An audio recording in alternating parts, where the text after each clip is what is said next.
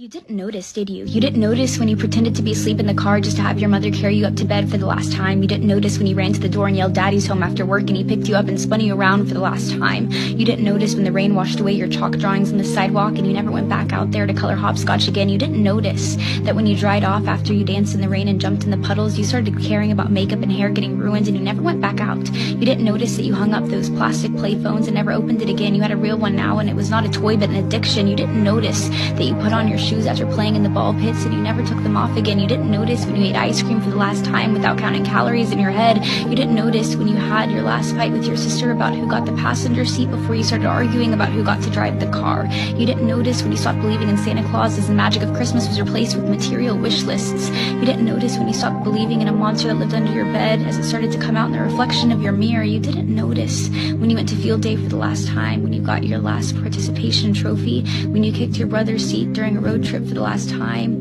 when you had your last play date with your Barbies, when you had your last Disney movie night with your family. You didn't notice that grandparents don't last forever. You didn't notice that your childhood cat wasn't eternal. You didn't notice your parents are growing up too. You didn't notice it, do you?